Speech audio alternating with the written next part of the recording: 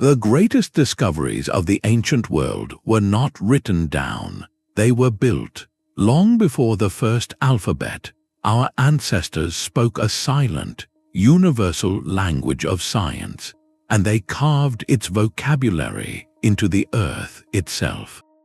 By the end of this journey, you will see the world's most famous monuments not as mysterious ruins, but as humanity's first complex scientific textbooks, written in stone and sky.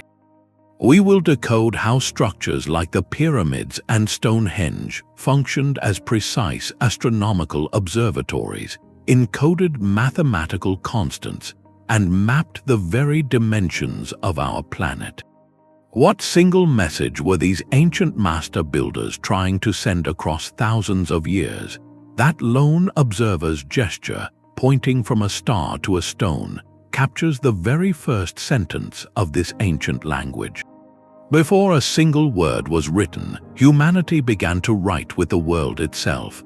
Architecture became the physical syntax for a new kind of thought, a way to freeze a complex observation in time so it could be read by anyone in any future generation. This was the birth of monumental building not as mere shelter, but as solidified science. Archaeologists like Clive Ruggles describe these structures as solidified thought, permanent libraries built from landscape and light. The problem they solved was immense. How do you transmit precise, multi-generational knowledge about the cycles of the sky, the mathematics of form, or the dimensions of the earth when your culture has no written script? You build a book that cannot burn. You encode the message in alignment, proportion, and material. Alignment forms the first core vocabulary word, a structure oriented to the winter solstice sunrise like Ireland's Newgrange is not just a tomb. It is a colossal calendar. For a few precious minutes at dawn on the shortest day of the year, a slender beam of sunlight travels down a long, specially constructed passageway to illuminate the central chamber deep within the mound. This event, repeating with celestial precision year after year for over 5,000 years, is a deliberate sentence written in light. It says, we understand this pivotal moment in the solar cycle, and we have built a machine to prove it. The second vocabulary word is proportion, the use of sacred geometry. We find ratios like the Golden Ratio embedded in structures from the Parthenon to the Great Pyramid, not as accidental byproducts of construction, but as intentional applications of a mathematical principle believed to reflect cosmic harmony. These proportions turn a building from a pile of stones into a resonant form, an expression of a universal order understood through number. The final word is material, the specific choice of stone. Certain rocks were selected not only for durability, but for their symbolic meaning, their acoustic properties, or even their perceived connection to ancestral lands.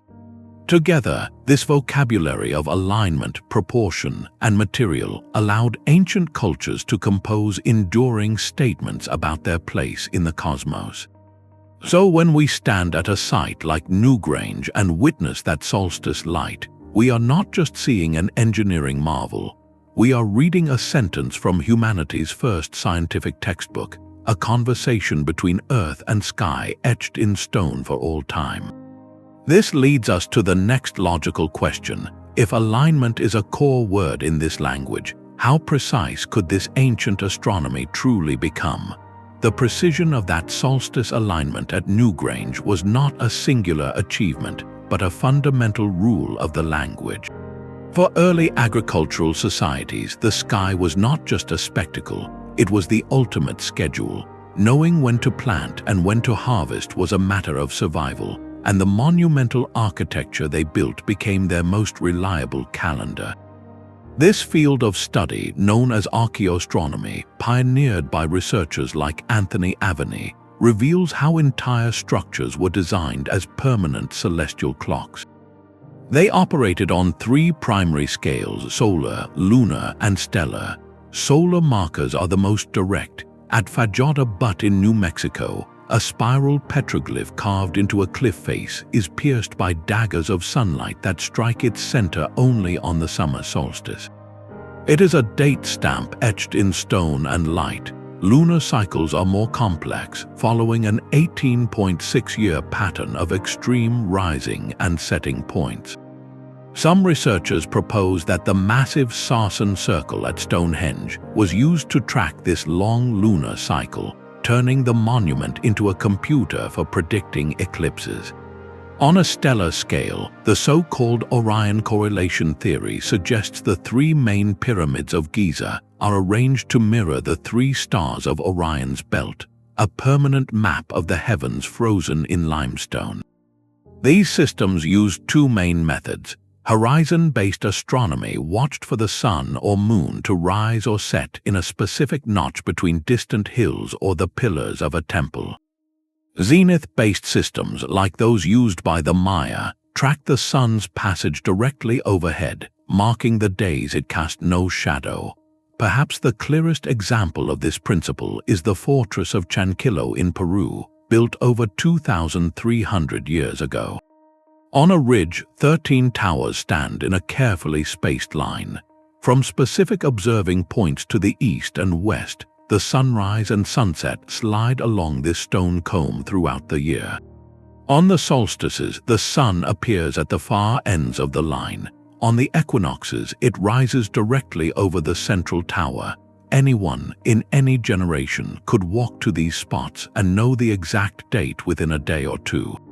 This raises a profound question about how these cultures perceived reality itself. Did they see time not as a linear march forward, but as a sacred, repeating cycle? And was their architecture a way to physically pin that cycle to the earth, to make the intangible passage of seasons something you could literally point to? That rope stretched taut between two stakes was more than a tool, it was a key. With it, an ancient builder could unlock perfect squares, true circles, and triangles of unshakable stability, all without a single written formula. This reveals the third foundational concept, geometry, as the living grammar of this silent language. It was not abstract math on a page, but mathematics performed by the body, learned through the hands. Historians of mathematics note that across cultures, builders discovered profound truths through the very act of construction. They called this sacred geometry, the intuitive belief that certain shapes and ratios mirrored the fundamental order of the cosmos, and by building with them, one could harmonize a temple or a tomb with the universe itself. Consider the Great Pyramid of Giza. Its original height in relation to its base perimeter creates a ratio that astonishingly approximates 2 times pi. This means the pyramid's shape essentially encodes the mathematical constant for a circle. Whether this was intentional or a byproduct of a chosen slope angle is debated, but its presence is a whisper of sophisticated spatial reasoning. Similarly, at sites across ancient Britain, the layouts of stone circles and burial mounds show the use of Pythagorean triangles, right-angled triangles with whole number sides, laid out with ropes and pegs centuries before Pythagoras was born. This was pattern-based empirical geometry, a science of the hands and eyes. This grammar expressed itself differently across cultures. The intricate mandala-like plans of Hindu temples are not just artistic, they are cosmological maps guiding the worshipper through symbolic geometric layers from the worldly to the divine. In classical Greece, the Parthenon's facade is famously framed by a golden rectangle, its proportions adhering to the golden ratio, a number found in spiraling shells and branching plants, believed to embody perfect aesthetic harmony. This was geometry applied as a philosophy of beauty, an attempt to make stone breathe with a kind of natural, universal balance. So we must ask, were these embedded ratios merely symbolic or something more functional? When a pyramid's shape channels wind in a specific way, or a chamber's dimensions create a unique acoustic resonance, the line between sacred symbol and applied physics begins to blur. These builders may have been tapping into principles of structural stability and environmental interaction they did not yet have the words to formally describe, but which their hands and their repeated experiments understood deeply. They were engineering with the grammar of the world as they perceived it, writing their understanding of cosmic order directly into the bones of their greatest creations. This mastery of form and force leads to an even more tangible question. What about the sheer physical act of moving a mountain? If geometry was the grammar, then megalithic engineering was the demanding, muscular handwriting of this entire language. The grammar of sacred geometry gave them the blueprint, but to write on the canvas of a continent, they needed a global scale. This brings us to the fourth and perhaps most audacious concept, the idea that these monuments functioned as geodetic markers, a network of permanent survey points mapping the very dimensions of the Earth itself. It is a theory that pushes the boundaries of conventional history, suggesting our ancestors possessed a coordinated, planet-spanning knowledge far earlier than we ever imagined. At the heart of this idea lies the observation that many sacred sites appear to align over vast distances. The term ley lines, popularized in the early 20th century, describes alignments of ancient sites, churches, and landmarks stretching for miles across the British countryside. While much of ley line theory is intertwined with earth energy mysticism and speculative mythology, the underlying pattern of straight alignments between significant points on the landscape is a factual, observable phenomenon that has intrigued researchers for generations. Scholars like John Mitchell have argued these alignments are not random, but reflect a forgotten science of landscape geometry. The question becomes, were these alignments symbolic pathways for ritual, or could they have been part of a deliberate, large-scale surveying project? The evidence often cited points to the use of a standardized ancient unit of measurement found across different sites. The megalithic yard, a unit of roughly 2.72 feet, appears to have been used in the construction of stone circles across Britain. Similarly, the royal cubit, the unit used to build the pyramids of Egypt, is found to be a precise fraction of the Earth's polar circumference. If you take the Great Pyramid's base perimeter and multiply it by a specific large number, you get a figure remarkably close to the modern measurement of the Earth's circumference. Whether this is a conscious encoding or a staggering coincidence is one of archaeology's great debates. The placement of sites themselves adds to the mystery. The Great Pyramid sits almost exactly on the 30th parallel north, a significant latitudinal line. Certain Greek temples dedicated to the same deity are aligned along longitudinal lines. The Giza Plateau offers a masterclass in this potential geodetic thinking. It is positioned at the apex of the Nile Delta, a natural surveying point. The sides of the Great Pyramid are aligned with near-perfect precision to the four cardinal directions, north, south, east, and west, an achievement requiring profound astronomical understanding. So we are left with a haunting, reflective question. If these sites were indeed part of a grand, interconnected system, what blueprint were they trying to inscribe upon the Earth? Were they simply marking territories and astronomical sightlines, or were they attempting to create a permanent, global monument to their understanding of a living, measured planet? This line of inquiry inevitably pulls us from the physical landscape to the metaphysical, from the stones themselves to the minds that conceived them. But the language of stone was never meant to be silent. The fifth foundational concept moves us from what we can see to what we can feel, from the visual to the vibrational. Step into the cool, dim interior of a burial mound, take a deep breath, and hum a single, low note. You might feel the air thicken, the stones around you seeming to vibrate in response. This is the realm of acoustic engineering, where architecture was designed not just for the eye, but for the ear and the entire body. A new field of study called archaeoacoustics is listening to these ancient spaces, and what it hears is rewriting our understanding of their purpose.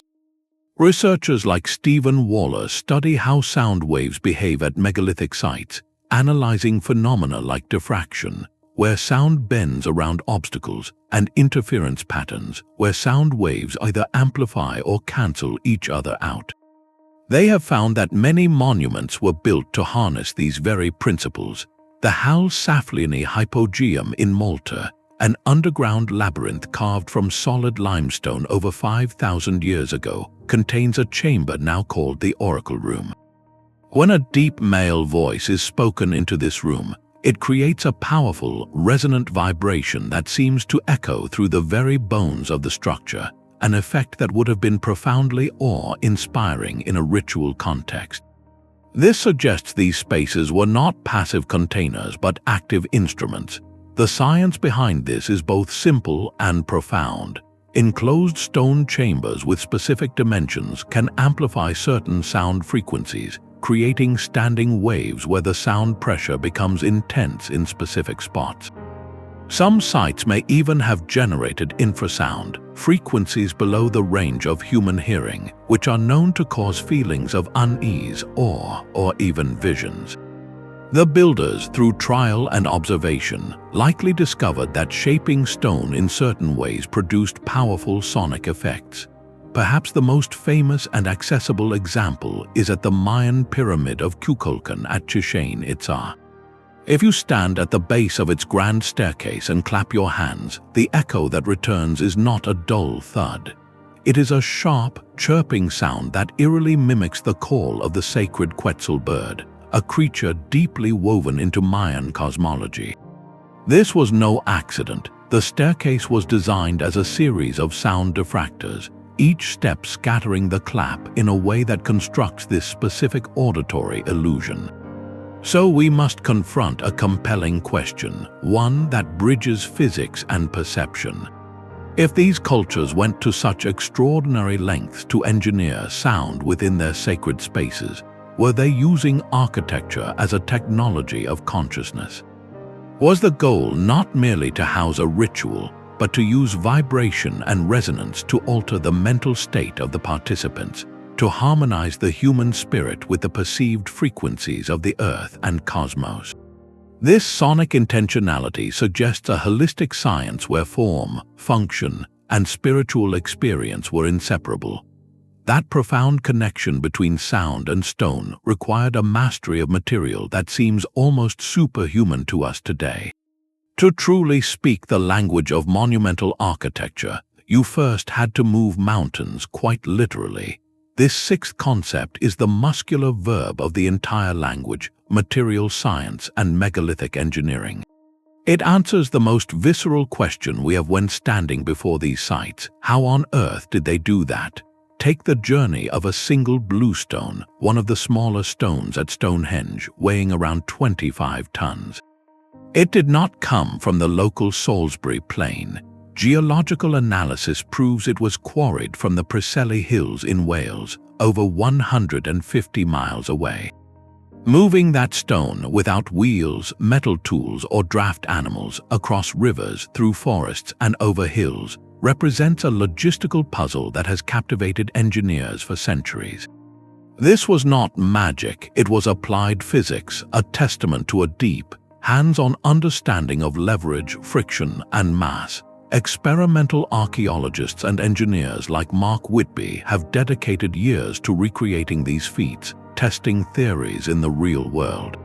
Their work reveals a toolkit of ingenious, low-tech solutions. For moving a massive stone, one likely method involved a sledge, a massive wooden platform. But dragging it directly would create impossible friction. The solution: lubricate the track. Evidence suggests they may have used a slurry of wet clay, or even ice in colder climates, to create a slippery path. Teams of workers would then pull with ropes, coordinating their efforts with rhythmic chants that turned labor into a synchronized, almost ritualistic act. For lifting, they mastered the lever and the counterweight.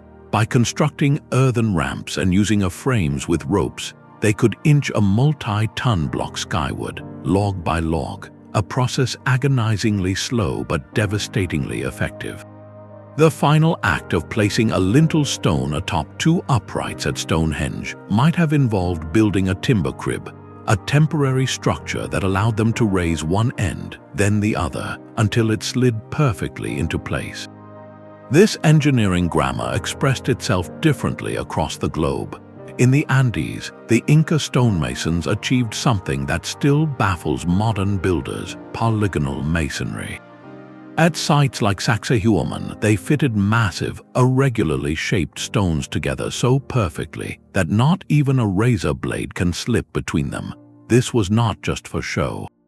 This jigsaw puzzle construction, with its interlocking angles, gave the walls incredible seismic stability, allowing them to flex and settle during earthquakes without collapsing.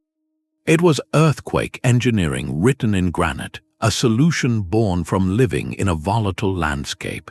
Then there are the true giants, stones that push the limits of credulity. At the ancient site of Baalbek in Lebanon lies the Trilithon, 3 limestone blocks, each estimated to weigh around 800 tons. They sit 20 feet above the ground, perfectly joined. Quarrying a single block of that size is a monumental task, but moving it over half a mile and lifting it into position seems to defy the physics of the ancient world.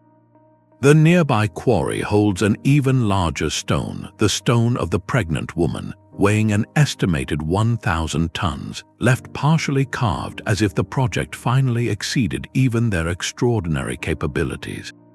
These achievements force us to reflect. Was the knowledge of how to move an 800-ton stone, the precise angle for a lever, the perfect consistency for a lubricant, a form of sacred, guarded knowledge in itself? Perhaps mastering these physical challenges was the ultimate rite of passage for a builder-priest, a codified science of force and perseverance, as valuable and secret as any astronomical alignment.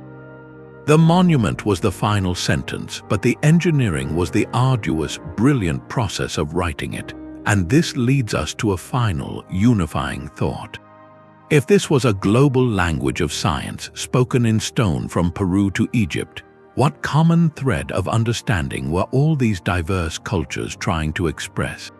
The true monument was not the city, but the water that flowed silently beneath it. While temples reached for the stars, another branch of this ancient scientific language was being written in canals, cisterns, and drains, addressing the most fundamental human need, the mastery of water. This seventh concept expands our definition of monumental architecture beyond the sacred and into the civic, revealing hydrology as a critical, life-sustaining vocabulary. In the meticulously planned streets of Mohenjo-Daro in the Indus Valley, over 4,000 years ago, we find a civilization that spoke this language fluently. Their grid of baked brick streets was serviced by the world's first known urban sanitation system, a network of covered drains that channeled wastewater away from homes and public wells.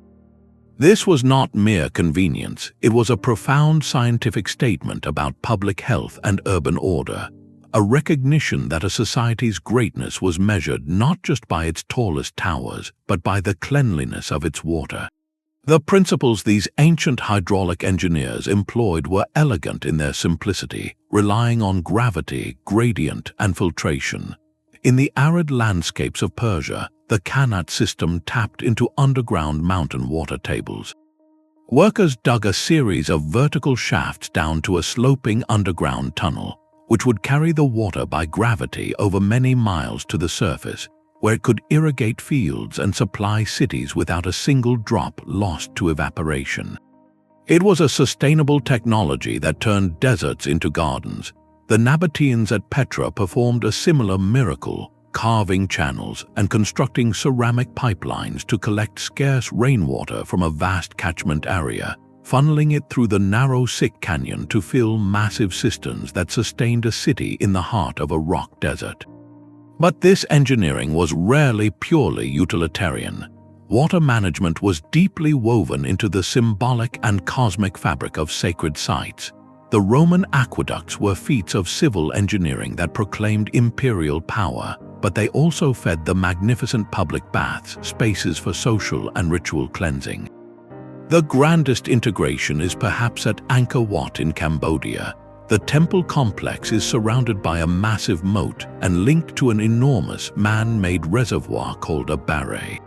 This was not just a water tank for rice cultivation supporting a population of perhaps 1 million people.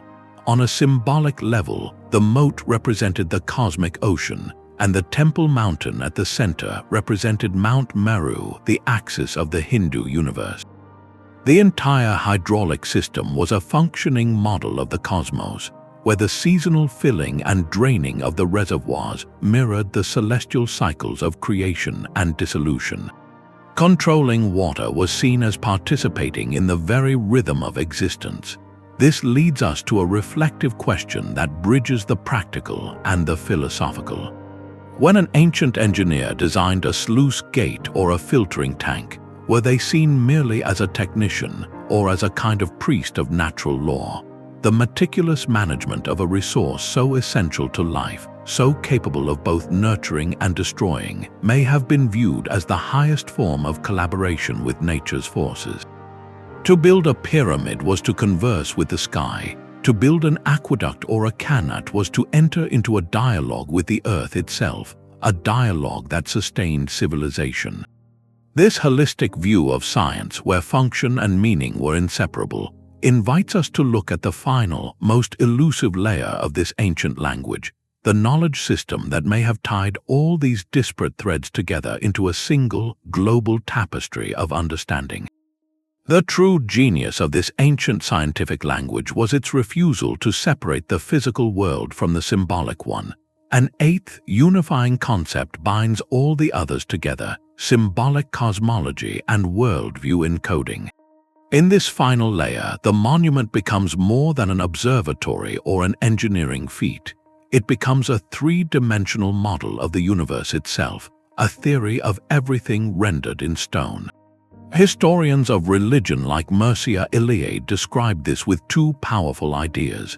The first is the axis mundi, the world axis, a central pillar believed to connect the heavens, the earth, and the underworld. The second is the imago mundi, the image of the world, where a sacred site is designed as a miniature, perfected reflection of cosmic order. The very form of a building was its most profound statement. A pyramid with its apex pointing singularly to the celestial pole physically enacted humanity's reach for the divine. A circular Stonehenge with no beginning and no end mirrored the perceived cyclic, eternal nature of time and the heavens. These were not arbitrary shapes, they were philosophical arguments about stability, permanence, and humanity's place within a vast, ordered system. We see this symbolic grammar expressed with stunning clarity across cultures. The Buddhist stupa is not merely a memorial mound. Its structure is a precise diagram of the Buddha's enlightened mind and the path to awakening, with each terrace and spire representing a stage of spiritual progression. The Mesopotamian ziggurat was explicitly called the bridge between heaven and earth, its stepped tiers ascending like a staircase for priests to commune with the gods. The Gothic cathedral, with its soaring vaults and radiant stained glass, was designed as a microcosm of the celestial Jerusalem, bringing the divine city down to earth for the faithful. Perhaps one of the most comprehensive examples is the Forbidden City in Beijing. Its entire layout is a meticulous exercise in cosmological encoding. Aligned precisely on a north-south axis, it positioned the Emperor, the Son of Heaven, at the literal center of the world. The arrangement of halls, courtyards, and gates corresponded to celestial bodies, directional powers, and the hierarchical order of the cosmos. To walk through its gates was to traverse a symbolic universe, reinforcing a worldview where human governance was a direct reflection of heavenly mandate. This brings us to the essential, reflective question that this symbolic layer forces upon us. When we analyze the solstice alignment at Newgrange, are we looking at an ancient calendar or a sacred moment of rebirth? When we measure the pi ratio in a pyramid, Are we finding applied mathematics or a symbol of eternal cyclicality? The answer, almost certainly, is both. The separation we make today between science and spirituality, between function and meaning, likely did not exist for these builders. To track the sun was to honor the sun god. To build with perfect geometry was to participate in cosmic harmony. The alignment was the ritual, the engineering was the prayer. Their architecture was the complete sentence where astronomy, mathematics, engineering, and profound belief were fused into a single, enduring testament to a unified understanding of reality. Across those vast trade routes, ideas traveled with the caravans. This ninth concept confronts a mystery that has divided historians for generations: the transmission and diffusion of knowledge. Was this architectural language a shared invention, passed from one advanced culture to another across oceans and deserts, or did it spring up independently in the minds of builders who had never met? This is the great debate between hyperdiffusionism and the theory of independent invention. On one side, thinkers like Graham Hancock have proposed a lost, advanced civilization, a common source from which all this knowledge flowed after a great cataclysm. Mainstream archaeology, however, largely champions independent invention, arguing that similar solutions arose because humanity everywhere shares the same basic cognitive toolkit and faces the same fundamental challenges. The truth likely lies in the nuanced space between these poles. Consider the pyramid. We see its iconic form in the sands of Egypt, the jungles of Mesoamerica, and the plains of Mesopotamia. The superficial similarity is startling, but look closer and the differences in function and construction speak volumes. The Egyptian pyramids were primarily royal tombs, smooth-sided and built with a precise internal focus. The Mesopotamian ziggurats were stepped temple platforms, often with a shrine at the top. The Mesoamerican pyramids were also stepped, but they functioned as bases for temples and as stages for public ritual, with new layers built over old in a cycle of renewal. This suggests the pyramid shape itself is a kind of architectural inevitability, the most stable way to build something very tall out of stone. It is a solution written in the grammar of gravity and material, discovered again and again by cultures mastering monumental scale. The parallels in astronomy are even more compelling. The precise alignment of structures to solstices is found from Britain to Peru.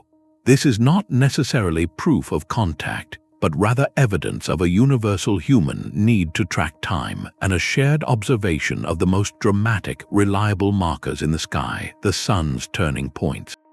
Where diffusion becomes a strong possibility is in the movement of specific, complex techniques. The astronomical knowledge that allowed the Maya to develop their remarkably accurate calendar may have been influenced by ideas traveling along ancient networks of exchange. The Silk Road was not just for silk, it was a highway for philosophies, star charts, and mathematical concepts. Ancient seafarers in the Pacific and the Mediterranean certainly exchanged more than goods. They shared stories of navigation by the stars, stories that could inspire a new way of thinking about sacred space back home. So we are left with a reflective question that touches the core of our shared past. Does this universal architectural grammar point to a lost chapter of shared human history, a forgotten epoch of connection? Or does it simply reveal the universal language of the human mind when it confronts the same magnificent puzzles of nature, the sky, the seasons, and the desire to build something that speaks across the ages? Perhaps it is both, a testament to our innate genius and our ancient, enduring urge to connect. A stylus presses into wet clay, marking not grain or gold, but an idea. With that simple act, humanity's scientific conversation began to change venue. This 10th and final foundational concept examines the great shift from stone to script, the moment when written language started to supplement and eventually supplant monumental architecture as our primary vessel for complex knowledge. It was a revolution in portability and precision, but one that came with its own profound trade-offs. the driving forces behind this shift were intensely practical. As societies grew from chiefdoms into vast, centralized states like those in Mesopotamia and Egypt, the business of running an empire became overwhelming. Kings needed to levy taxes across distant provinces, track shipments of materials for colossal building projects, and codify laws for thousands of citizens. You could not run a bureaucracy with a solstice alignment. You needed flexible, portable records, something that could travel with a merchant, sit on an administrator's desk, or be sent to a general in the field. This administrative need is where writing truly began. Historians of writing like Denise Schmant-Besserat trace the evolution of cuneiform, the world's first writing system, back to simple clay tokens used for accounting. A cone-shaped token might represent a small measure of grain, a sphere a large measure. These tokens were sealed in clay envelopes, and eventually, someone had the brilliant idea to press the token into the outside of the envelope before sealing it, creating a visible mark.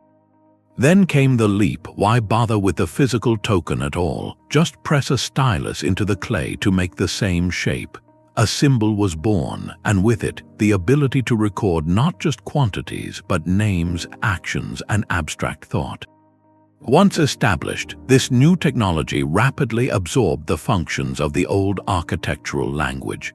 Astronomy no longer needed a stone calendar to mark the seasons. It could be recorded as precise observational tables on clay tablets, like the Babylonian Enuma Anu Enlil series, which meticulously logged celestial omens. Mathematics escaped the proportions of pyramids and became problem texts, collections of exercises and solutions for training scribes.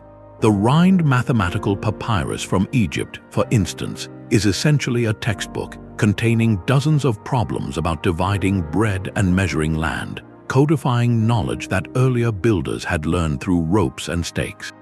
Geometry moved from the alignment of temples to diagrams on papyrus or incised in clay. This was knowledge becoming specialized, moving from the public, experiential realm of the monument into the private, intellectual realm of the scribble school. So we must pause and reflect on this evolutionary fork in the road. With writing, we gained incredible precision, reproducibility, and the ability to build upon ideas across generations without moving a single stone. But did we lose something intangible in the exchange? The architectural language was immersive and experiential. To understand the solstice, you had to stand in the temple at dawn and feel the light arrive. To grasp sacred geometry, you had to physically pull a rope taut and see the triangle emerge. It was knowledge felt in the bones and witnessed by the community. Writing, by contrast, could be private, abstract, and divorced from the sensory world it described. The monument was a shared experience. The tablet was personal expertise. One asked you to participate in the cosmos, the other asked you to read about it. This shift did not erase the old language, of course. Cathedrals and temples continued to be built as cosmic models for millennia. But the center of gravity for advanced scientific thought gradually moved from the building site to the library, from the master builder to the scholar-scribe. It prompts a final, lingering question for our modern age, saturated with digital text and data. Have we, in our pursuit of portable precision, forgotten how to build wisdom that we can collectively feel and inhabit? The Sphinx gazes eastward, its stone eyes holding a 5,000-year-old vigil for the dawn. To stand before it as the sun crests the horizon, perfectly framed between the paws of the Great Pyramid, is to witness a moment choreographed with breathtaking intention. The entire Giza plateau is not a random collection of tombs, but a unified, multidimensional text, arguably the most complex sentence ever written in the language of monumental science. It is a holistic project where astronomy, sacred geometry, geodetic positioning, and profound symbolism are woven into a single granite and limestone argument. To read it, we must listen to both the bold theories and the meticulous measurements of mainstream archaeology. Let's begin with the sky. The Orion correlation theory, proposed by researcher Robert Bovell, suggests the three main pyramids are arranged as a terrestrial map of the three stars of Orion's belt as they appeared in the sky around 10,500 BCE. When you plot the pyramids and overlay the stars, the match is visually striking, with the Nile River mirroring the Milky Way. Mainstream Egyptologists counter that the pyramid positions are better explained by the available bedrock geology and the evolving royal lineage of the pharaohs. Yet the astronomical intent elsewhere is undeniable. Each pyramid is aligned to the four cardinal directions with an accuracy of within a fraction of a degree, a feat requiring profound celestial observation. The so-called air shafts inside the Great Pyramid, once thought to be ventilation, are now understood by many to point toward significant stars like Sirius and the North Celestial Pole, potentially guiding the soul of the king. Then we turn to the geometry. The Great Pyramid's design is a repository of mathematical relationships that continue to astound. Its base perimeter, divided by twice its original height, gives a figure extraordinarily close to pi. The slope of its sides embodies the golden ratio. While some argue these could be byproducts of a chosen architectural slope, the consistency is haunting. It suggests the builders were encoding universal constants into the very fabric of the structure, turning it into a permanent repository of advanced mathematical understanding. This leads to the geodetic layer, the idea of the plateau as a global marker. The Great Pyramid sits almost exactly on the 30th parallel north. Its meridian, the north-south line running through its apex, passes over more landmass than any other meridian, a curious fact if one were trying to create a central reference point for the northern hemisphere. Some researchers note that the pyramid's base perimeter relates to the Earth's circumference through a simple scale ratio, as if the monument was a 1 to 43,200 scale model of our planet. The evidence here is the most hotly contested, straddling the line between incredible coincidence and intentional, planet-spanning knowledge. Separating robust evidence from speculation is crucial. The cardinal alignments and precise engineering are indisputable facts. The mathematical constants are measurable, though their intentionality is debated. The Orion correlation and specific geodetic encodings remain in the realm of compelling, but not universally accepted, theory. What is beyond doubt is the sheer scale of the ambition. Moving 2.3 million limestone blocks, some weighing over 70 tons with tolerances of a fraction of an inch, was a statement in itself. It proclaims a mastery of physics, logistics, and long-term planning that feels almost alien in its perfection. So we return to that dawn vista, the sun between the pyramid's paws, and we are left with the ultimate reflective question. If the Giza Plateau is a text, what is the single, unifying message of its opening chapter? Perhaps it is not a claim of power, but a declaration of understanding. It says, we have measured the earth, we have mapped the heavens, we have grasped the mathematics of form, and we have built this knowledge into a mountain so that even when our names are forgotten, our conversation with the cosmos will endure. It is humanity's first great thesis on the ordered nature of reality, written not on papyrus, but on the very skin of the planet. The gravel of the ancient avenue crunches underfoot, a path worn smooth by millennia of footsteps, all moving toward the same destination. To walk this final approach to Stonehenge is to participate in a ritual choreographed by the builders themselves, a journey timed so the first glimpse of the Sarsen Circle would be framed by the rising midsummer sun. This experience is the key to understanding the 12th foundational concept, that Stonehenge was never meant to be seen in isolation. It was the brilliant, beating heart of a vast, engineered landscape, a sacred geography designed as a single, unified scientific and ceremonial instrument. The rolling chalk downs of Salisbury Plain are not a passive backdrop, they are an active part of the monument's function. For decades, archaeologists like Mike Parker Pearson and the Stonehenge Riverside Project have shifted the focus from the famous stones to the entire terrain, revealing a complex network of interrelated features. Burial mounds dot the horizon, positioned to mark ancestral lineages. Long, linear earthwork enclosures called cursus monuments, whose purpose remains enigmatic, carve ritual pathways across the land. Other smaller henges, like Woodhenge with its rings of timber posts, form a constellation of sites.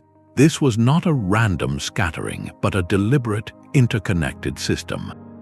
The evolution of Stonehenge itself, built in stages over more than 1,000 years, tells a story of deepening celestial understanding. It began around 5,000 years ago as a simple circular bank and ditch, a space demarcated for gathering. Centuries later, the smaller bluestones were brought from Wales, arranged in a double circle. The final and most iconic phase saw the arrival of the massive local sarsen stones, erected into the towering trilithons and outer circle we recognize today. Each architectural leap seems to correlate with more precise astronomical alignments, particularly to the solstices. The main axis of the finished monument is aligned to the midsummer sunrise in one direction and the midwinter sunset in the other, anchoring the extreme turning points of the year in stone. But the ambition may have been even greater. Some researchers, like Gerald Hawkins, proposed that the complex arrangement of the 56 Aubrey holes, a ring of pits just inside the bank, could have been used as a primitive computer to predict lunar cycles and even eclipses, tracking the moon's more complex 18.6-year journey.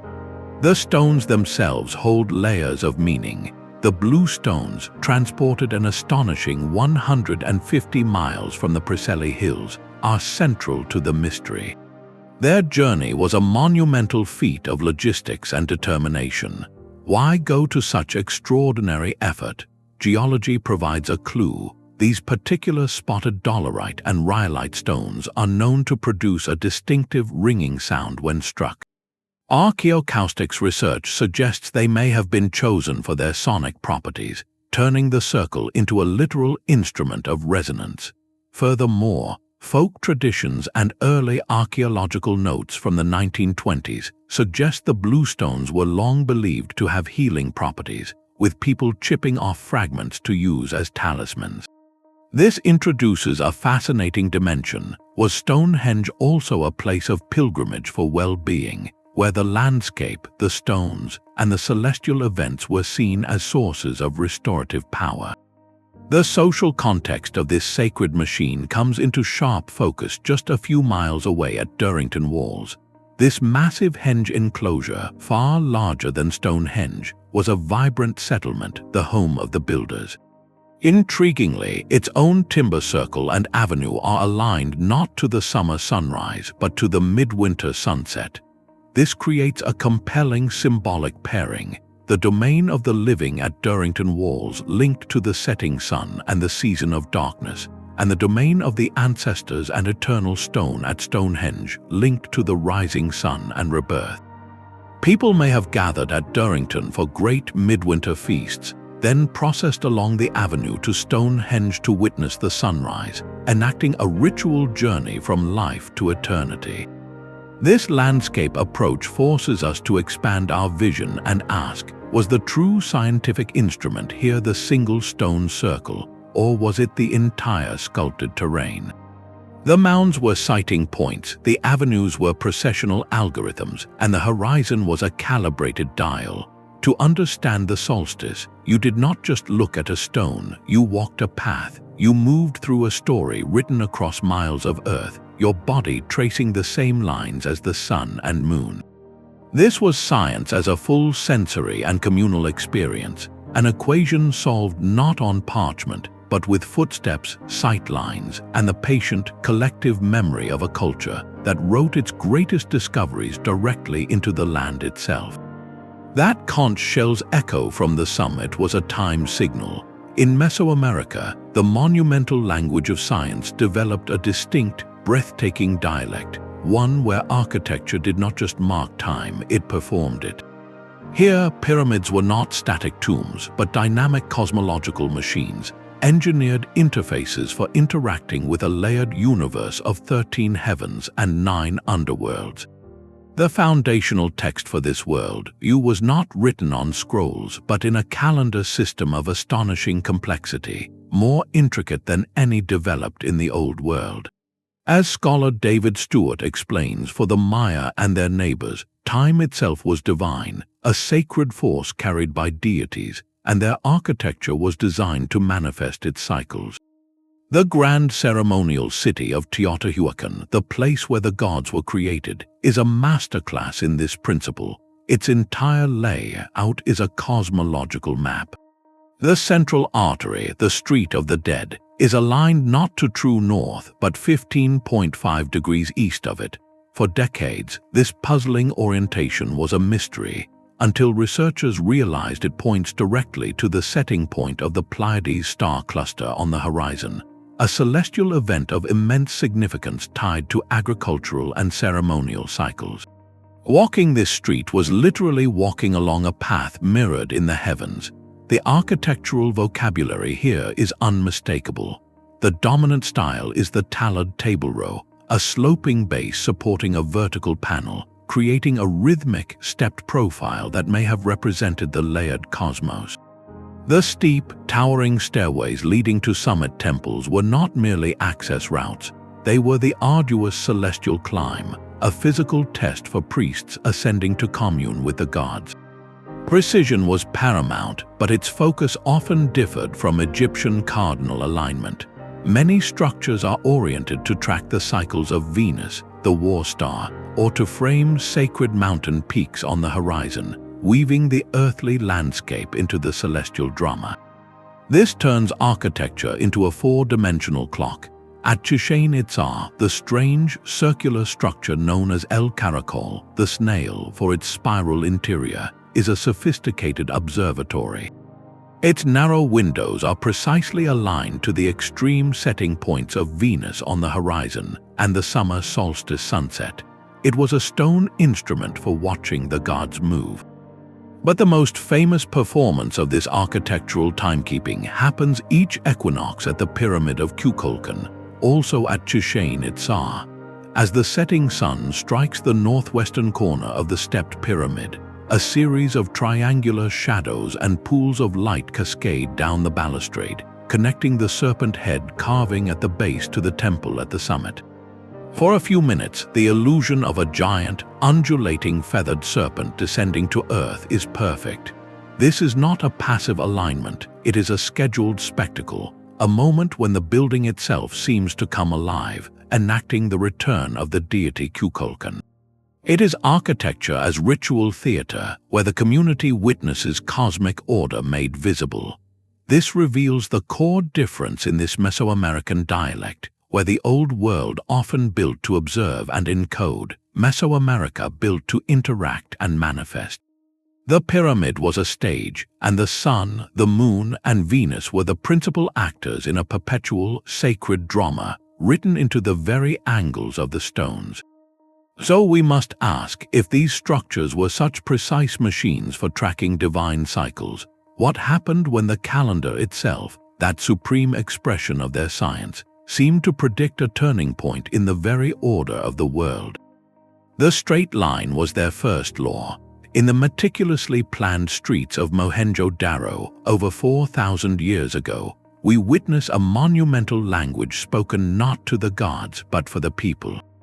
This 14th concept presents a profound case study, the Indus Valley civilization and its masterful grammar of urban planning. Here, the scientific vocabulary shifts from celestial alignment to civic order, from pyramids that touch the sky to cities that manage water, waste, and daily life with an almost modern sensibility.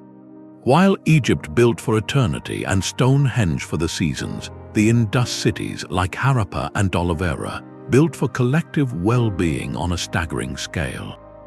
Their genius lay in standardization, a concept as revolutionary as any alignment to a star.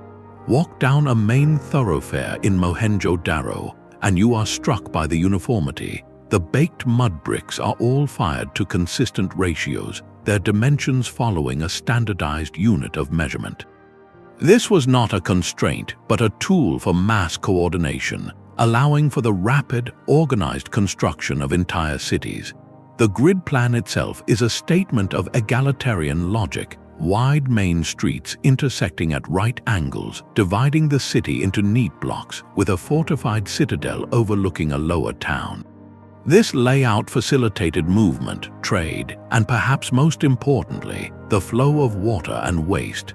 The most telling feature of their scientific mindset is hidden beneath those straight streets, the world's first known urban sanitation system. Nearly every house had its own indoor well and a bathing area, with wastewater channeled through covered, brick-lined drains that ran along the streets, eventually emptying into larger sewers. This was a monumental achievement in public health, a clear understanding that a society's strength depended on managing the fundamentals of cleanliness and water. At the heart of Mohenjo-Daro sits the Great Bath, a large, waterproofed public tank built with precise brickwork and an elaborate system of drains and filling mechanisms. Was it a ritual bathing pool for religious purification, an early civic swimming pool, or a sophisticated public water reservoir? It was likely all three, a perfect fusion of engineering, community function, and possible ceremonial practice, demonstrating how utility and meaning were inseparable in their worldview. What is strikingly absent are the monuments we associate with other early civilizations. No colossal temples, no grandiose palaces celebrating a single ruler. Their power seems to have been invested in the system itself, in the collective good. This extends to their craftsmanship. Their advanced metallurgy produced consistent bronze alloys, their distinctive seals, carved with animals and an undeciphered script, suggest a complex administrative system, a written language that may have worked in tandem with their architectural planning to manage trade and resources. The case of D'Oliveira, in a more arid region, showcases their hydrological mastery pushed to its limits. The entire city was designed as a water capture machine, with a series of massive, interconnected reservoirs carved into the landscape, channels directing seasonal rainwater into storage, and ingenious well systems. They engineered their city to survive in a challenging environment, turning scarcity into sustainability. So we are left with a reflective question that echoes into our own time. In a world where other ancient languages of stone spoke of divine kings and cosmic power, did the Indus Valley develop a scientific dialect dedicated to societal harmony, resilience, and the quiet, profound dignity of a well-run city? Their greatest monument was not a single building, but the livable, equitable order of the street itself, a testament to a science applied for the benefit of all. That elder by the fire is not just telling a story, he is reading from a stone book. The 15th foundational concept reveals the crucial partnership between the permanent monument and the living human mind, the synergy between fixed architecture and fluid oral tradition. This is the role of memory and the oral tradition, where the stones provided the indestructible index and trained individuals provided the vast encyclopedia of knowledge that went with it.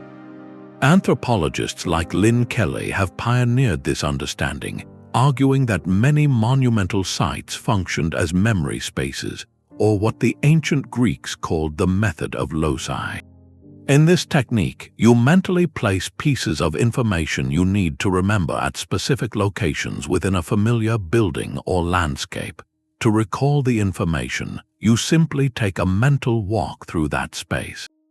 Now scale that up to a culture with no written records. A massive stone circle with its specific number of stones, its unique carvings, and its precise alignments becomes a perfect public memory palace. Each standing stone could be a cue for a specific ancestor, a type of medicinal plant, a seasonal animal migration pattern, or a segment of a complex creation myth. The architecture is the stable, unchanging framework. The oral tradition carried by shamans, priests, or bards is the dynamic software that animates it. They would perform rituals, sing songs, or recite stories while physically moving around the monument, using each feature as a trigger to recall the next piece of vital cultural and practical knowledge. The example of Aboriginal Australian songlines offers a breathtaking living analogy to this ancient system. A songline is a sequence of landmarks, a path across the continent that is memorized through a long, intricate song. Each rock, waterhole, or mountain in the song is both a physical navigation point and a repository for stories about the ancestral beings who created it. To travel across hundreds of miles of desert, you simply sing the country into existence step by step. The landscape itself is the monumental architecture, and the song is the oral tradition that decodes it. We can see how this might have worked at a place like Stonehenge. The 56 Aubrey holes could have represented a cycle, perhaps for tracking lunar eclipses or for scheduling important ceremonies. A trained memory specialist walking the circle would touch or point to each hole in sequence, reciting the corresponding information. The different types of stones, the bluestones versus the sarsens, might have cued different categories of knowledge, perhaps local healing lore versus celestial cycles. This synergy forces us to reconsider the very purpose of these sites. They were not just calendars or temples, they were the libraries of their age, and the oral tradition was the literacy required to read them. The monument held the knowledge in place, and the human mind, trained through generations, gave it voice and meaning. This leads us to a profound reflection. Was the true monument not the stone itself, but the partnership between the stone and the story? The architecture was the hard drive, built to last for millennia, and the sung or spoken ritual was the essential software, passed carefully from one generation to the next, that allowed a society to access its own accumulated wisdom. But the library also held a hidden cost. As empires consolidated, their new written languages, from cuneiform to hieroglyphs, began to fracture the universal architectural tongue. This 16th concept marks a pivotal shift, the fracturing of the universal language. With the rise of complex states, knowledge itself began to specialize and compartmentalize. The holistic science, once embedded in a single monument for all to experience, was slowly pulled apart into distinct disciplines: astronomy, mathematics, engineering, each becoming the guarded domain of a specialized class. The forces behind this shift were immense and interconnected. Increasing social complexity demanded administrators, tax collectors, and legal scholars, professionals who worked with scrolls and tablets, not with ropes and stones. Knowledge professionalized, moving from the hands of the community builder into the scriptoriums of priestly castes and royal scribble schools. This was a practical evolution, but it erected walls between different fields of study, and between the elite who could read and the public who could not. Simultaneously, the pressures of conflict and environmental change disrupted the very traditions that sustained multi-generational building projects. A society under threat from its neighbors or struggling with shifting climate patterns could not dedicate a century to perfecting a celestial observatory. Their monumental efforts turned toward more immediate needs, like defensive walls and fortified citadels. We can trace this fragmentation in the monuments that followed. The Roman triumphal arch is a masterpiece of engineering and proportion, but its primary vocabulary is political power and military conquest, not cosmic order. The medieval castle is an ingenious feat of military architecture, yet its language speaks of feudal control and defense, not of tracking Venus or encoding pi. The science was still there in the precise Roman concrete or the clever murder holes, but it served a narrowed, earthly purpose. The ultimate symbol of this new age was not a temple, but a library. The Great Library of Alexandria aimed to collect all the world's written knowledge in one place. It was a breathtaking ambition, but it represented a fundamental transfer. When you could store an astronomical observation on a papyrus scroll, you no longer needed to build a Stonehenge in every city to teach the solstice. The efficiency was undeniable, but something profound was lost in the exchange. The public, embodied experience of science, where a farmer could look at a pyramid's shadow or walk a ceremonial avenue to know the time of year, faded. Knowledge became something you accessed through literacy and privilege, not through communal participation in a landscape designed for understanding. This leads us to a critical, lingering question for our own age of hyper-specialization. In gaining the incredible precision and efficiency of written, specialized disciplines, did we inadvertently sacrifice that earlier, unified, and publicly accessible vision of the world?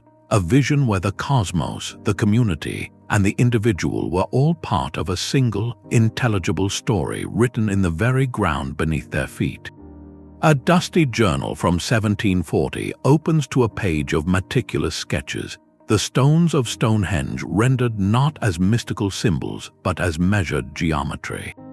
This was the work of William Stukeley, an antiquarian who traded legend for ledger, using a theodolite to survey the monument with the era's new empirical precision. His work marks the beginning of the 17th foundational concept, the modern rediscovery and scientific verification of this ancient language. After centuries of seeing these sites through folklore and speculation, the Enlightenment brought a revolutionary idea. What if we could measure what the builders measured and see what they saw? This renaissance of interest birthed the very disciplines we rely on today.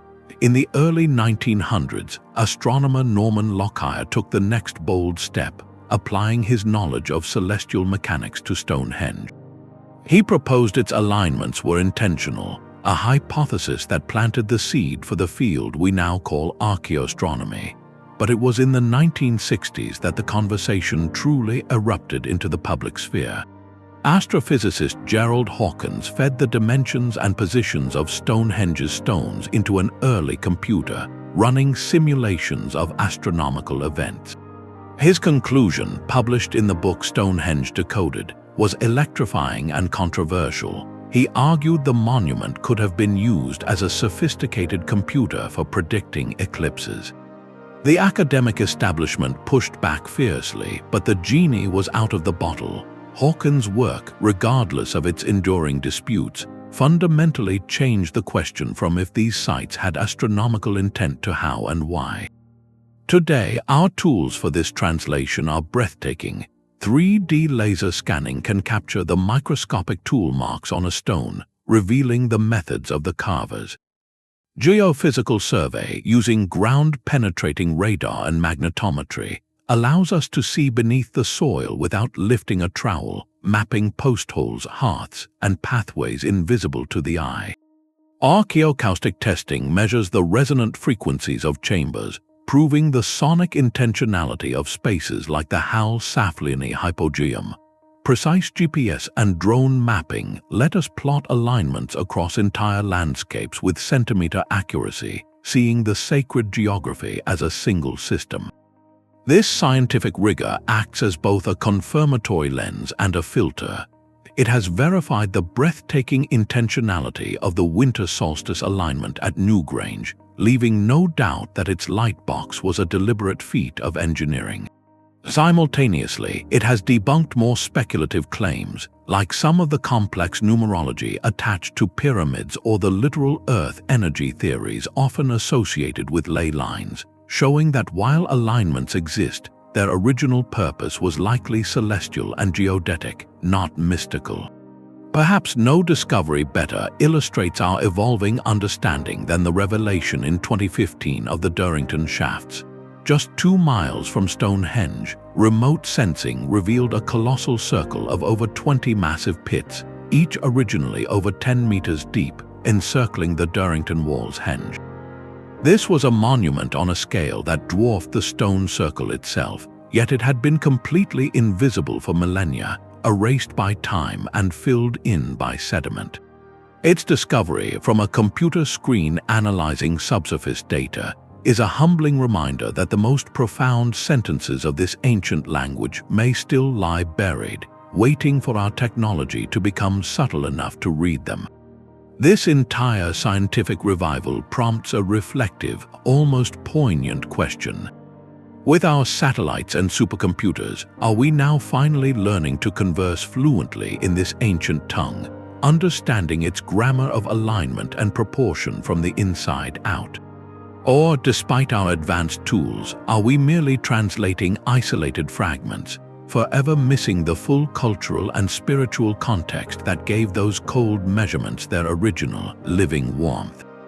Deep within a mountain, engineers are building a clock designed to tick for 10,000 years. This is not science fiction, but the work of the Long Now Foundation, a project that consciously echoes the very mindset of the megalithic builders. It reveals our 18th foundational concept, the striking contemporary parallel of architecture as data storage. In our digital age, we face a paradoxical crisis. Our most advanced knowledge is stored on the most fragile and ephemeral media imaginable. Hard drives fail, cloud services vanish, and file formats become unreadable within decades. This has sparked a profound and urgent search for ways to preserve critical information across centuries, even millennia, and the solutions we are now exploring bear an uncanny resemblance to humanity's first scientific language. Consider the Memory of Mankind project. Its goal is to create a modern-day clay tablet library for the distant future. They are etching summaries of human knowledge onto ceramic microfilm tablets, designed to last for millions of years, and storing them in a sealed salt mine deep within an Austrian mountain. This is a direct, conscious return to the principle of using geology itself as a library shelf. Or look to the cutting edge of biotechnology, where scientists are successfully encoding digital data, from entire books to films, into synthetic DNA strands, a medium that could potentially preserve information for hundreds of thousands of years if kept in a cool, dark place. These are not mere curiosities, they are serious responses to the fragility of our digital memory, and they follow the same core logic as the builders of Newgrange or Chancillo. Use the most durable, stable medium available to encode the information your civilization cannot afford to lose. Our ancestors used stone and landscape to store what we might call survival data, the solar calendar for agriculture, the mathematical principles of stable construction, the geodetic markers for navigation. They were performing a kind of planetary scale data archiving. Today, we see this ancient wisdom inspiring modern architecture in subtler ways. The field of biomimicry, where buildings are designed to emulate natural systems like termite mounds for passive cooling, is a form of decoding nature's own ancient, optimized architectural language. Buildings designed with passive solar alignment, using overhangs and thermal mass to regulate temperature without energy, are applying the same horizon-based astronomy that warmed ancient cliff dwellings. But the most profound parallel is the Long Now clock. It is being constructed inside a Texas mountain, a monumental mechanical timepiece powered by seasonal temperature changes and designed to chime once a millennium. Its creators speak explicitly of fostering long-term responsibility, of building a monument to deep time that encourages people to think in scales beyond a single human lifetime. This is precisely the temporal scale on which Stonehenge or the pyramids operated. They were not built for the king who commissioned them, but for the civilization that would follow, for the generations who would need to read the solstice or understand their place on the planet. So this comparison forces a powerful and reflective question upon us. In our frantic digital present, as we seek solutions to preserve the essence of our knowledge for an uncertain future, are we unconsciously completing a circle? Are we, with our ceramic tablets in salt mines and our mechanical clocks inside mountains, returning to the fundamental vocabulary of our earliest scientists? We are rediscovering the profound truth they understood intuitively, that for a message to truly last, it must be written not on a fleeting screen, but into the very fabric of the durable world. The stone circle stands silent, but our modern minds are often anything but. A skeptical archaeologist surveying the same site might offer a crucial counterpoint, reminding us that our desire to find a grand scientific blueprint in every ancient alignment could be a form of sophisticated pattern seeking, a projection of our own values onto a very different past. This critical perspective is not a dismissal of ancient genius, but an essential tool for achieving a clearer, more credible understanding. It forms our 19th foundational concept, the vital role of criticisms and alternative interpretations in this conversation. Mainstream archaeology, represented by researchers like Keith Kintig, raises legitimate and important concerns. The first is confirmation bias, our tendency to notice and highlight alignments that fit a preconceived theory while ignoring those that do not. Given the sheer number of stones, posts, and horizon notches at any large site, some will inevitably line up with significant celestial events purely by chance. Statisticians note that if you measure enough angles, you will eventually find one that points to a solstice sunrise. The question becomes whether the alignment falls within a narrow, intentional tolerance, like the precise light box at Newgrange, or a broad window that could be accidental. A second profound criticism involves anachronism, the mistake of applying modern scientific motives to ancient religious societies. Scholars like Ronald Hicks emphasize that for the builders, the primary functions of these places were almost certainly ritual, social, and political. They were theaters for community cohesion, stages for displaying power, and nexuses for connecting with ancestors and deities. To view them solely as astronomical observatories or encoded textbooks is to strip them of their rich cultural and spiritual context, reducing a multifaceted cathedral to a single, utilitarian function. Ethnographic studies of living traditional societies offer a vital corrective.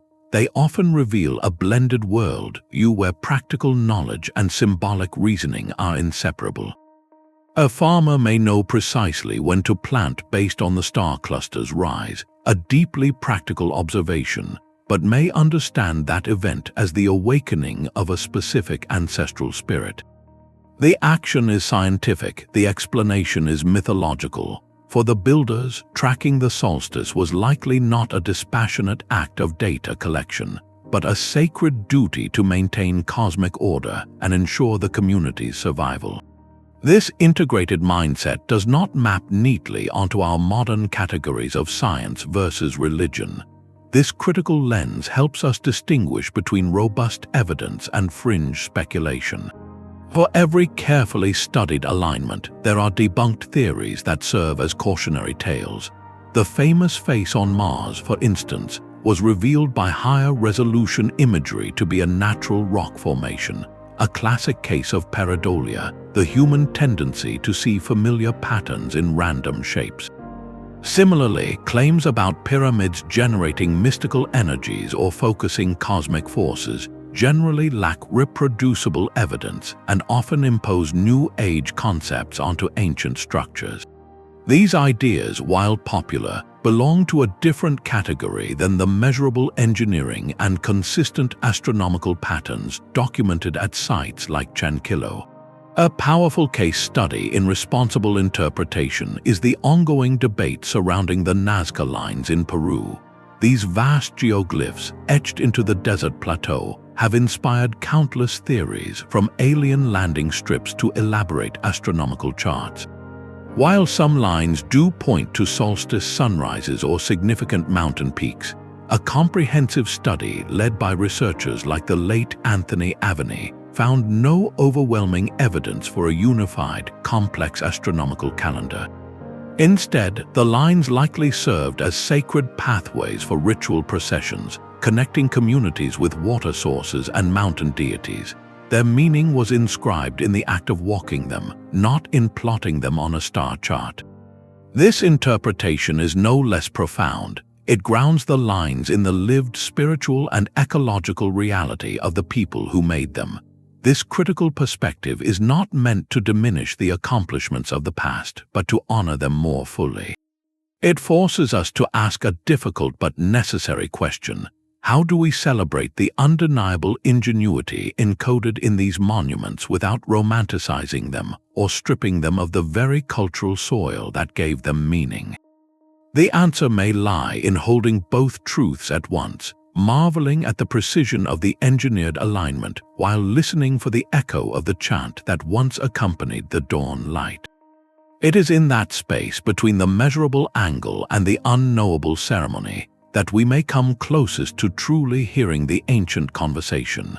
The geometry of the pyramid was a silent question that Euclid would later answer with a proof. This 20th and final foundational concept traces the direct, tangible line from the monumental language of our ancestors to the formalized science of our modern world. The legacy of these sites is not locked in their stones, it lives in the very structure of our thought. Historians of science, like Otto Neugebauer, have meticulously shown how the great experiments in stone and sky provided a foundational database of empirical observations that later philosophers and scientists could draw upon. The practice of careful measurement, first applied to aligning a temple to a solstice sunrise, became the cornerstone of the scientific method. The very idea of a mathematical, ordered universe, the bedrock of modern physics, has deep roots in the sacred geometry and cosmic harmony sought by ancient builders across the globe. Consider the specific intellectual inheritances. The Egyptians sought the precise measure of a pyramid slope was a practical formula born from construction. This hands-on geometry of ratios and angles traveled, likely through cultural exchange, to influence the more abstract proof-based geometry developed centuries later in Greece, culminating in Euclid's Elements. The Babylonian priests, maintaining meticulous clay tablet records of celestial events like eclipses and planetary movements for both divination and calendar keeping, created an invaluable archive. This data, preserved and studied by later Greek and Islamic astronomers, provided the long-term observational evidence necessary for figures like Johannes Kepler to discern the elliptical orbits of the planets, moving beyond circular perfection to describe true cosmic motion. This legacy compels a profound shift in perspective. These monuments were not dead ends of a forgotten past, but active, generative participants in the long story of human discovery. The precise celestial tracking required to build a Stonehenge or a Mayan observatory cultivated a culture of watching and recording the heavens with exacting patience. This disciplined gaze, refined over generations, created the mental framework and the accumulated data that made the Copernican revolution possible. To look up and question whether the sun or the earth was at the center required first believing the sky's movements followed a decipherable, consistent order, a belief that was physically proven every time a beam of sunlight pierced a dark chamber at a predicted moment. The ancient builder, pulling a rope taut to form a perfect right angle, was engaging in the same fundamental act of seeking truth through pattern and consistency as the modern physicist writing an equation. One worked in limestone and landscape, the other in parchment and later digital code, but both were speaking dialects of the same universal language of inquiry. So as we conclude this journey through humanity's first scientific language, we are left with a final, resonant reflection. When we stand before these ancient wonders today, we are not merely tourists gazing at ruins. We are readers standing at the very first chapter of our own story of discovery. The monument is both the question and the answer, a testament to a time when to understand the cosmos, you did not just look up, you built your understanding into the earth, ensuring that the conversation between humanity and the universe would echo for all time. A single drone's flight over a looted site reveals more than scattered stones. It reveals a page ripped from humanity's oldest book and burned. This is the 21st and perhaps most urgent concept, the ethical imperative of preservation and study. These monuments are far more than cultural treasures. They are a non-renewable scientific dataset, a physical record of our species' first steps toward understanding the universe. Their silent language is now under a chorus of modern threats, each one erasing words from that global stone manuscript. The slow, relentless pressure of climate change warps and weathers ancient surfaces, while urban sprawl encroaches on sacred sightlines, severing the connection between a temple and the horizon it was built to watch. Unmanaged tourism, however well-intentioned, wears away stone steps and alters the very atmosphere of delicate chambers. More deliberate harm comes from vandalism and the illicit trafficking of artifacts, which tears objects from their context, destroying the story they were meant to tell. When a carved stela is looted from a Mayan plaza, it is not just an art object stolen, it is a unique data point in a celestial calculation, lost forever. This makes modern, non-invasive technologies not just tools of discovery, but tools of ethical stewardship. LiDAR, which uses laser pulses to map terrain through dense jungle canopy, has revealed entire lost cities in Mesoamerica without moving a single leaf. Ground-penetrating radar allows archaeologists to map buried foundations and ritual deposits beneath a site's surface, creating a blueprint for understanding without ever breaking ground. These methods align with a core principle: to study without destroying, to listen to the monument's story without demanding it sacrifice its own integrity to tell it. This ethical framework must extend to human relationships as well. True understanding requires collaborating with the indigenous and local communities, who are often the living custodians of the traditional knowledge connected to these places. Their oral histories, ceremonial practices, and deep ancestral ties offer context that no remote sensor can detect, turning a silent alignment into a meaningful chapter in a continuing story. A powerful case for this collaborative path is found on Rapa Nui, Easter Island. The iconic moai statues faced severe deterioration from soil erosion, lichen growth, and past mismanagement. A recent preservation project succeeded by fundamentally integrating the local Rapa Nui community. Islanders were trained as conservation technicians, working alongside international scientists to carefully clean and document the statues. The project respected the sacred nature of the sites, blending modern engineering with traditional protocols, ensuring the moai stood not as inert museum pieces, but as respected ancestors within a living culture. This model points the way forward. It is a partnership of technology, science, and deep cultural respect. So we are left with a final, practical question that falls to all of us. If these structures form a shared legacy, the first scientific library of our species, what is our collective responsibility to be not just visitors but guardians? Our task is to ensure the stones do not fall silent, that the conversation they began 10,000 years ago is still heard 10,000 years from now. That all you feel is a unified response to a unified idea. Our 22nd foundational concept is perhaps the most challenging to our modern mind, the philosophical implication of a unified theory of knowledge. The monumental language suggests a time when our ancestors did not separate science from spirituality, engineering from art, or mathematics from meaning. These pursuits were strands of a single rope, woven together to lift humanity toward understanding. Philosopher Jacob Bronowski described the ascent of man as the application of imagination to practical problems, a process beautifully embodied in the act of building a celestial calendar from stone. This was not primitive confusion, but a sophisticated, holistic science, a traditional knowledge system where to know a thing was to know its place in a living, interconnected cosmos. To track the solstice was to honor the sun deity and ensure the harvest. To build with perfect proportion was to participate in cosmic harmony and create a stable structure. The truth they sought was not found by isolating variables in a lab, but by synthesizing observation, ritual, and physical creation into a working model of reality. The monument was that model, a theory of everything rendered in a form that was simultaneously functional, beautiful, and sacred.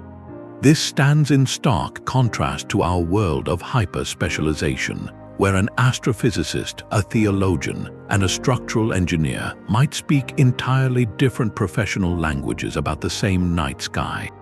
Some thinkers argue this fragmentation, while yielding incredible precision, can lead to a sense of disenchantment, a feeling that the universe has been analyzed into separate, sterile parts, losing the profound sense of belonging and narrative that these ancient integrated systems provided.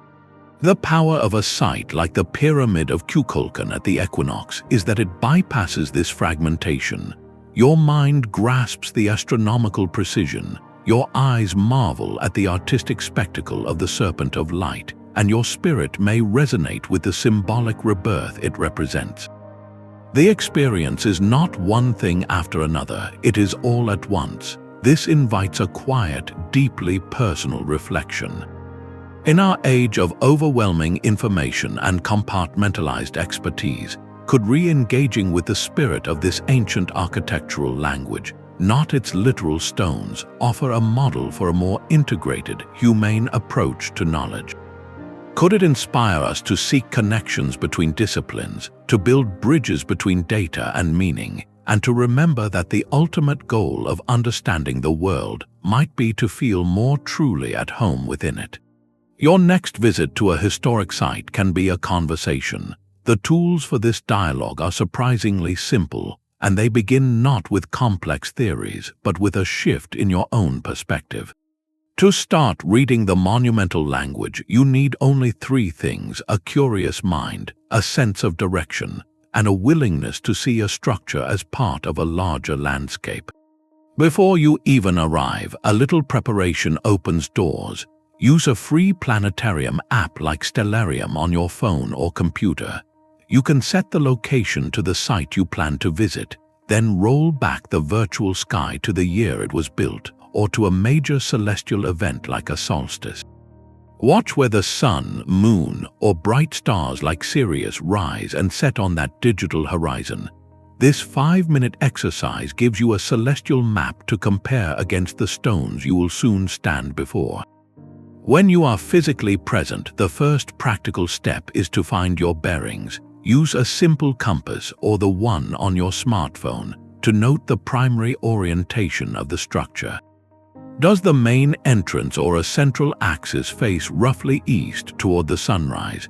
Does it point north toward the pole star, or perhaps southwest toward the setting sun on a specific date? Do not worry about pinpoint precision. Ancient builders worked with the naked eye, so look for general, intentional alignment. Next, expand your gaze beyond the walls. Look at the distant horizon. Are there distinctive mountain peaks, valleys, or notches in the hills that line up with the structure's main sightlines? A temple doorway framing a distant volcano is rarely an accident. It is a deliberate sentence linking human architecture to a powerful feature of the natural world.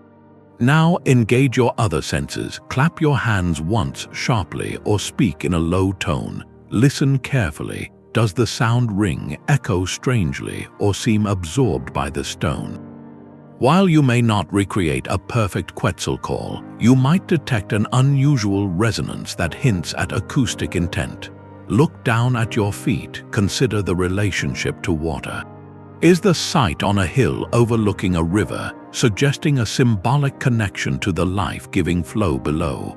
Or is it positioned near a spring or well, indicating a practical mastery of a vital resource? Finally, observe the geometry. Look for repeating patterns, circles within squares, or evidence of measured spacing. Even the ruins of a foundation can reveal a preference for symmetry and order that speaks to an underlying mathematical mindset. This process transforms a visit from passive sightseeing into active archaeology. You become a detective of design, asking questions of the stones and the sky. For a powerful, accessible experiment, try this on the morning of a solstice or equinox. Find a local stone circle, an ancient church known to be built on a pagan site, or even a building with historic significance. Arrive before dawn. Use your app to find exactly where the sun will crest the horizon. Stand at what you suspect is the primary observing point, perhaps a central stone or the altar end of the church. Watch, does the light strike a particular marker, illuminate a carving, or flood down a corridor as the sun breaks the horizon? That moment of connection, witnessed with your own eyes, is you reading a sentence written thousands of years ago. It requires no special degree, only attention. Organizations like the International Society for Archaeoastronomy and Astronomy in Culture offer databases and papers that can deepen your research. But the first and most important tool is your own observant presence. This hands-on engagement leads to a simple, profound shift. You stop asking what a monument is, and you begin to ask what it does and what it is saying. The stones have been waiting a long time for someone to listen. Beneath the dense canopy of the Amazon, LiDAR reveals a sprawling geometric script carved into the earth itself. These are not just lost cities, but entire sentences of a language we have only just begun to translate. This is the thrilling frontier of our story, the unanswered questions and future discoveries that remind us the book of monumental science is still being written. The most profound mysteries are not behind us, they lie ahead, waiting for new tools and new minds to unlock them. Consider the enigma of Göbekli Tepe in Turkey, a complex of massive, T-shaped pillars carved with intricate animals, built over 11,000 years ago by hunter-gatherers. Its very existence shatters old timelines of human development. Was it a temple, an astronomical observatory, a memorial site, or something we have not yet conceived? Its purpose remains one of archaeology's most captivating puzzles. Across the globe, in the jungles of Cambodia, LiDAR continues to unveil the true scale of the Khmer Empire, revealing the lost city of Mahendraparvata on the Phnom Kulen Plateau, a sprawling urban grid that predates Angkor Wat. What systems of knowledge governed its water management and its celestial alignments? In the windswept fields of Karnak, France, thousands of standing stones stretch for miles in parallel rows. The sheer scale is undeniable, but the specific message, the ritual or calendrical logic behind their precise arrangement, continues to elude definitive explanation. These are not isolated riddles. They point to a vast, interconnected frontier of inquiry. The next wave of discovery will be driven by a fusion of emerging technologies and unprecedented interdisciplinary collaboration.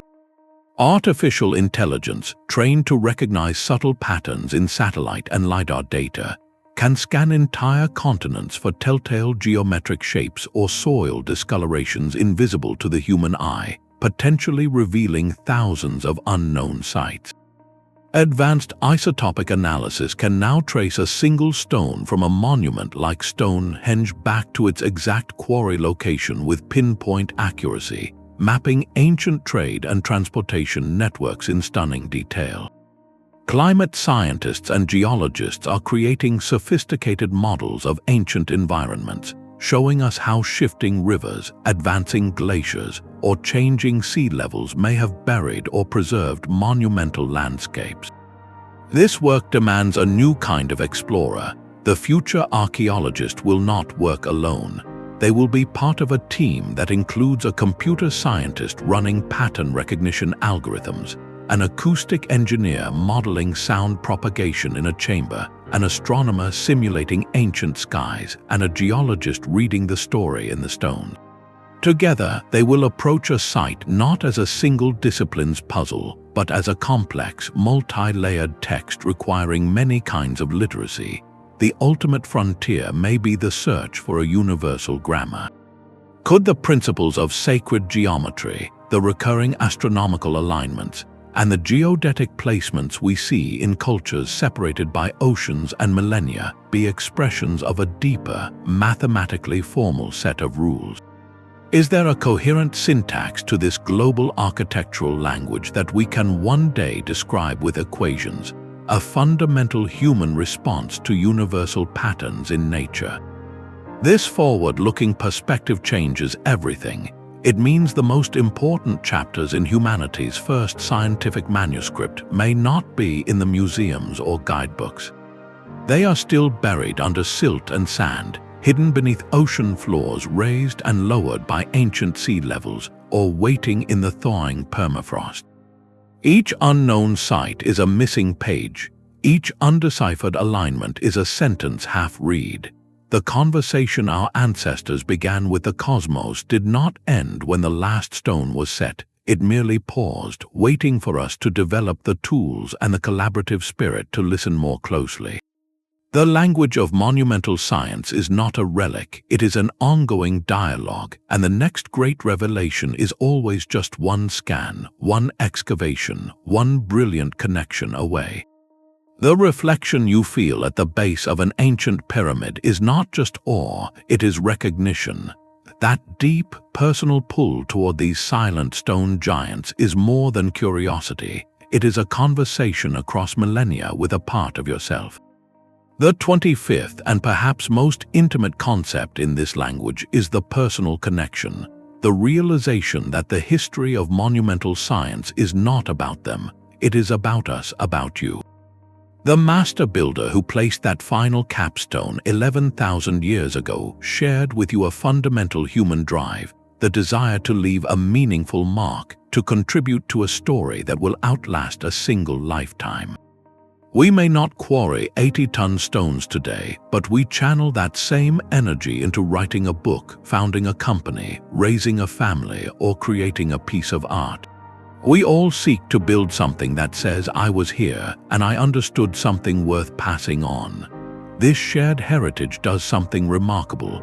It fosters a profound sense of global citizenship and humility. When you grasp that a culture in Peru and a culture in Cambodia, with no possible contact, both developed precise solar calendars using massive architecture, you stop seeing history as a linear march of progress from one civilization to the next. You begin to see it as a chorus of human genius, a symphony of different voices all attempting to harmonize with the same universal patterns. Our modern scientific paradigm, for all its breathtaking power, is not the first and only way to seek truth. It is simply the latest chapter in an epic story of inquiry that began when the first human looked at a standing stone and saw not just a rock, but a question answered in granite. This perspective offers powerful personal takeaways for how we live and think today. First, it champions the value of interdisciplinary thinking.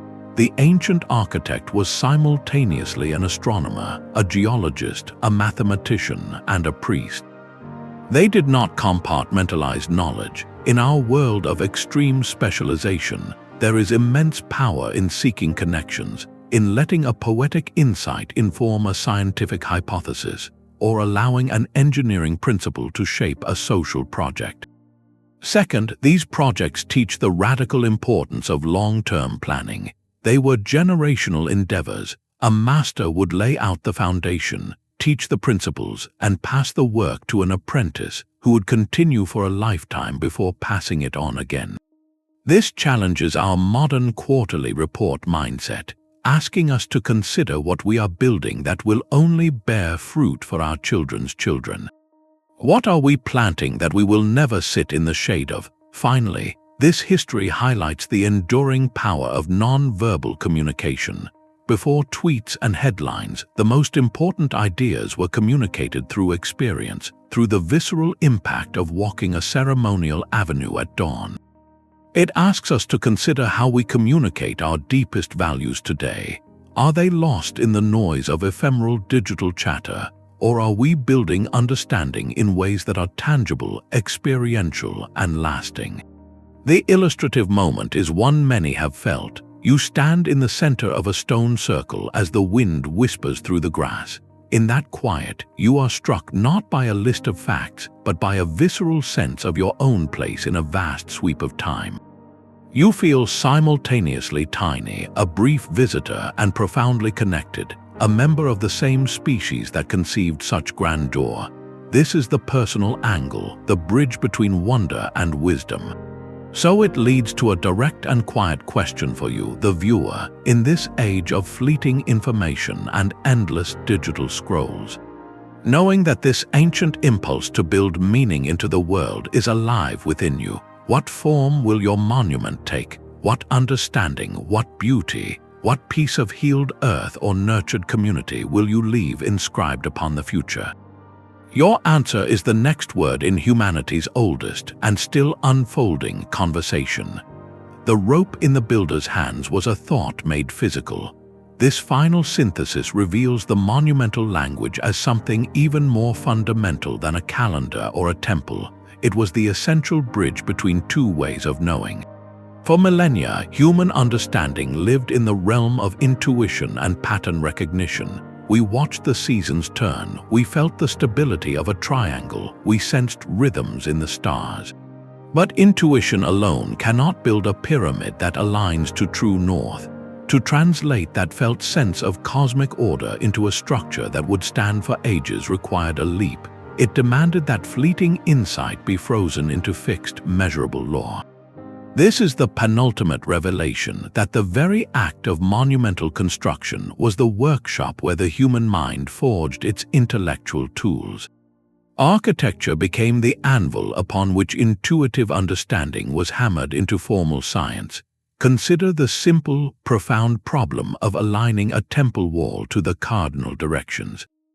You cannot do it by feel. You must observe the stars over many nights, note the extremes of a shadow's path, and then translate those celestial observations into a terrestrial line. That process, repeated and refined, codifies astronomy. It turns watching into measuring. Similarly, the need to move a 50-ton stone forces the invention of the lever and the understanding of mechanical advantage, principles that were later described by Archimedes but were first discovered by aching muscles and timber beams. The building site was the original laboratory, and every solved problem, from preventing a wall from collapsing to channeling water into a cistern, added a new theorem to humanity's practical textbook. This is where myth met mathematics. A culture's story about the sun god traveling across the sky motivated the precise tracking of solstices. The spiritual concept of cosmic harmony inspired the search for perfect geometric ratios in a temple's design. The ritual need to gather the community at a specific time demanded a reliable public calendar. In each case, a deep, intuitive, often sacred impulse provided the why, and the brutal, physical reality of construction provided the how. The bridge between them was built with standardized units like the royal cubit or the megalithic yard, with codified procedures passed from master to apprentice, and with theories tested not in abstract debate, but against the unyielding resistance of stone and gravity. When the capstone was set and the solstice light pierced the darkness exactly as predicted, it was not just a ritual success, it was a scientific verification. The true legacy, therefore, is not merely the silent stones we admire today. It is the cognitive framework they helped etch into the human mind. The process of building these colossal puzzles trained us to think in terms of scale, precision, cause and effect, and long-term consequence. It cultivated patience, collaboration, and the discipline of careful observation. This mental architecture, this way of engaging with the world as a solvable, orderly system, was the essential precursor to all written science. Before a philosopher could postulate a geometric proof, generations of builders had to prove geometry worked by constructing stable monuments. Before an astronomer could chart planetary motion, generations of priests had to chart the sun's path with monoliths and shadows. So as we stand at the threshold of our conclusion, we see these ancient sites in a new light. They are not relics of a pre-scientific age.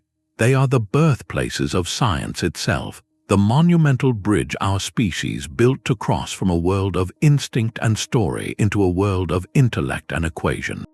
The final quiet stone we must turn over asks not about the past, but about the nature of our own understanding. Stones do speak, and their story is our own.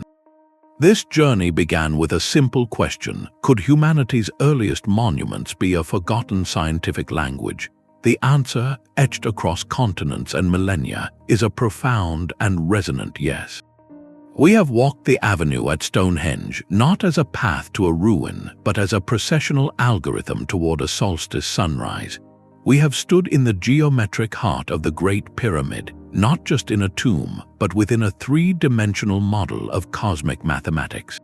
We have traced the clean lines of Mohenjo-Daro's drains, seeing not ancient plumbing, but a civilization's scientific statement on public health and civic order. From the echoing oracle chambers of Malta to the serpent of light descending a Mayan staircase, we have witnessed a global chorus of ingenuity. These were not separate, isolated achievements. They were different dialects of a single, universal human impulse to take our deepest observations about the sky, the earth, and our place within it, and freeze them in a form so durable it could whisper across hundreds of generations. The key takeaway from this silent conversation is a powerful redefinition of science itself. We often think of science as a modern invention, a specialized field of laboratories and peer-reviewed papers.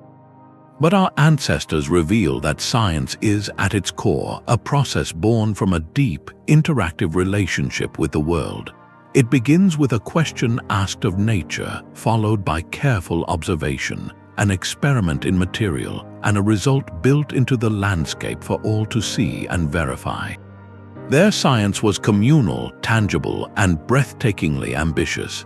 It was not locked away in a scroll for the elite, but embodied in a structure that the entire community could experience, a calendar you could walk, an observatory you could touch, a model of the cosmos you could physically enter. This challenges our modern perspective in vital ways. It asks us to see knowledge as holistic, where astronomy, spirituality, engineering, and art were strands of the same rope. It urges us to think in the long term, to embark on projects whose full meaning will only be understood by our descendants. Most of all, it reignites a sense of wonder in the fundamental marriage of mind and material, the moment an abstract insight becomes a solid fact in the world. As we look to our own future, facing challenges of sustainability and memory, these ancient builders offer a quiet lesson. They teach us to build our understanding with both precision and purpose, to create not just for utility, but for meaning, to inscribe our legacy not in fleeting data, but in forms that converse with the enduring cycles of the planet itself. The silent teachers of stone have given us the first chapter of our story of discovery. The question now is, how will we write the next one? If this exploration of humanity's first scientific language resonated with you, we would love to hear your thoughts. Which monument speaks to you most powerfully? Share in the comments below. For more journeys into the mysteries that shaped our world, subscribe and hit the bell. Thank you for